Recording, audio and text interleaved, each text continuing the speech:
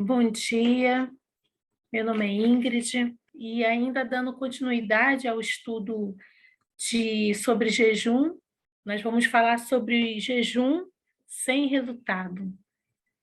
Então, nós já introduzimos a respeito de jejum, falamos sobre as suas práticas, os aspectos, e hoje nós destacaremos jejuns sem resultado. Gostaria de ler o texto de Esdras, livro de Esdras, capítulo 9, somente no verso 5. Versículo 5. Está escrito: Na hora do sacrifício da tarde, levantei-me da minha humilhação com as vestes e mantos já rasgados. Me pus de joelhos, estendi as mãos para o Senhor, meu Deus. E agradecemos ao Senhor por início dessa leitura. E a gente percebe que nesse momento do relato de Esdras, quando ele ora ao Senhor e ele se põe em jejum, é o momento em que eles já foram libertos lá da escravidão na Babilônia, e ao retornar para a terra deles, na reconstrução de Jerusalém, da casa de Deus, eles observam que ele recebe a notícia que os levitas, os sacerdotes, os magistrados, príncipes, o povo, eles estavam embaraçados com mulheres estrangeiras. Ordem essa que Deus deu para que não misturasse a sua linhagem santa. E, infelizmente, houve uma desobediência. Então, esse momento do jejum de Esdras é um jejum de arrependimento e perdão pelos pecados. Então, nós vamos observar durante a leitura que temos jejum que as pessoas fazem, mas não há resultado e muitas vezes não compreendem por quê. Então, a gente percebe também que no momento do jejum é necessário estarmos em obediência, confiança e fé diante do Senhor. Lembramos que o jejum é para mortificar a nossa carne e para buscarmos intimidade com Deus. E assim recebemos dele a orientação naquilo que ele deseja sobre as nossas vidas. Então, um dos exemplos em Esdras, né, falando a respeito de jejum, é o jejum religioso. E o que é o jejum religioso? É o que se torna mero costume. Tem ali o hábito de jejuar todos os dias, no mesmo horário, durante muito tempo, e aí passa a ser um mero costume. Muitas vezes uma obrigação no coração da pessoa, sem realmente manifestar a fé de que está diante do Senhor e referente a um determinado propósito. Né? Um jejum que são realizados por muito tempo, um determinado horário e por muitos anos. E aí a pessoa pode observar que, mesmo ela não tendo resultado, isso não é perceptível pela pessoa. E aí acontece, né, de ser um jejum religioso, para que outros vejam, e acaba sendo também um jejum mecânico. Então, que nós possamos observar e não entrarmos, né, nesse tipo de erro de jejum, no caso dele sendo religioso. Nós podemos destacar o Evangelho de Mateus, no capítulo 6, no verso 16 e 18, como já discorremos em outras oportunidades, que fala sobre como jejuar. Jesus ensina seu discípulo como jejuar.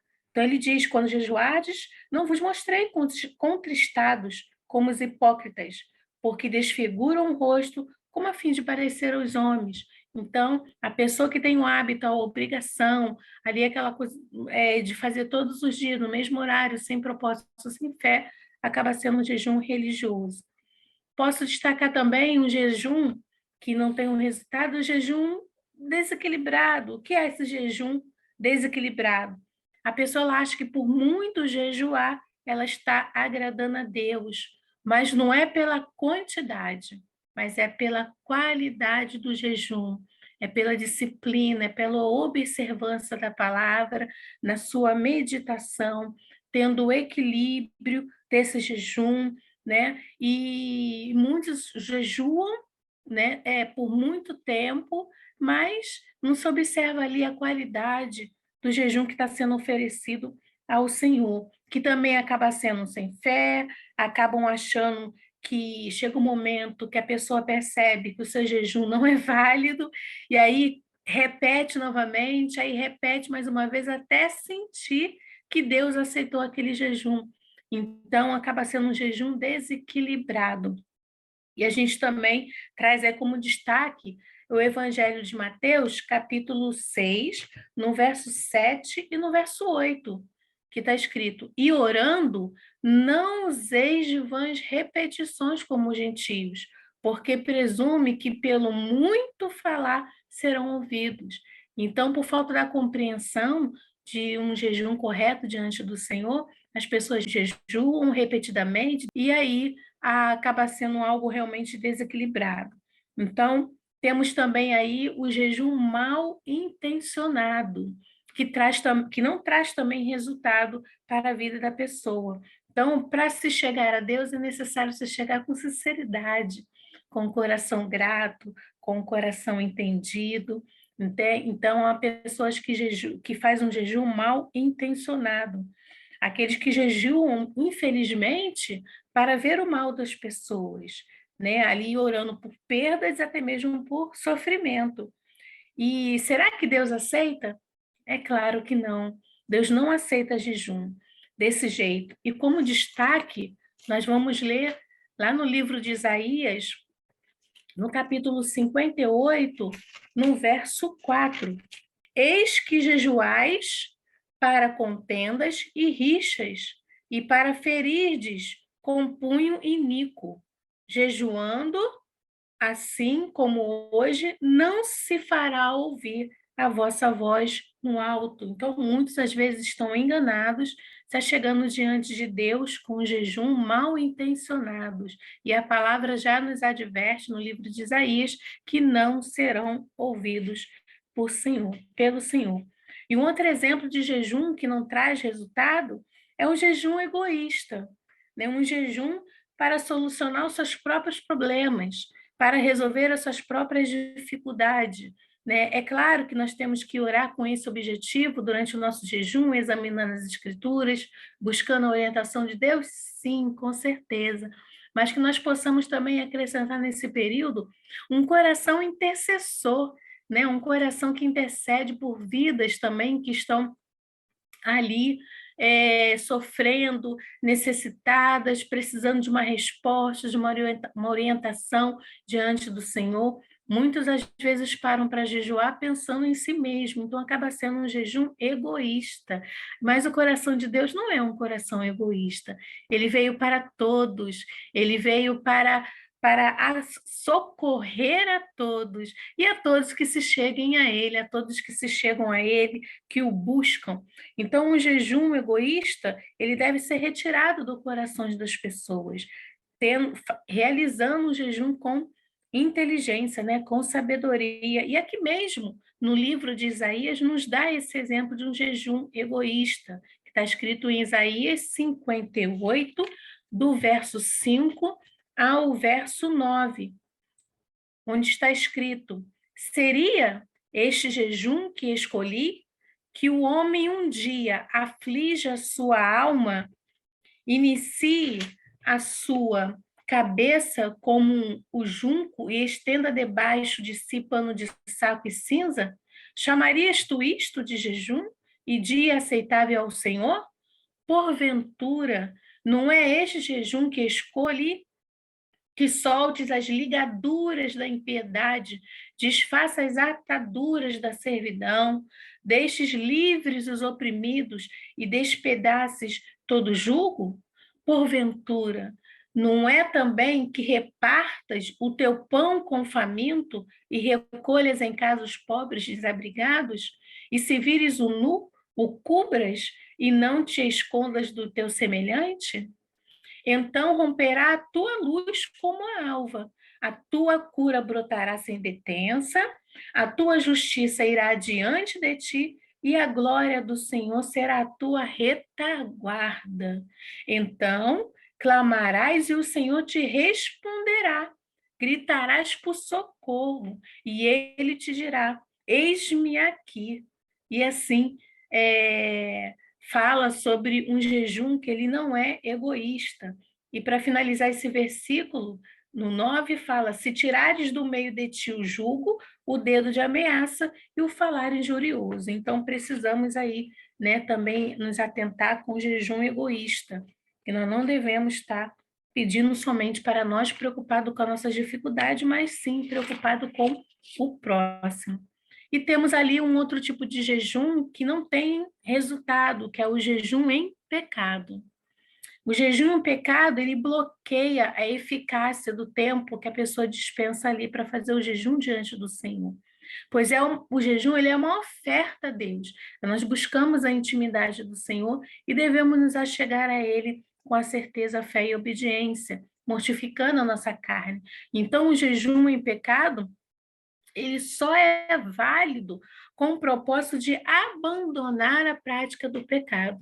E aí o Senhor, ele ouve e observa e atende. Então, se a pessoa, ela faz um jejum com o propósito de mudança de vida, de ser liberta pela prática do pecado, o Senhor, ele está ali com seus ouvidos abertos, seus olhos atentos à súplica, né, da pessoa. Mas, se a pessoa faz um jejum com um coração que não há arrependimento, com um coração que não quer mudança de vida, isso acaba sendo um jejum em pecado. E Deus, ele não ouve, né? Ele não traz ali, ele não faz ali o atender.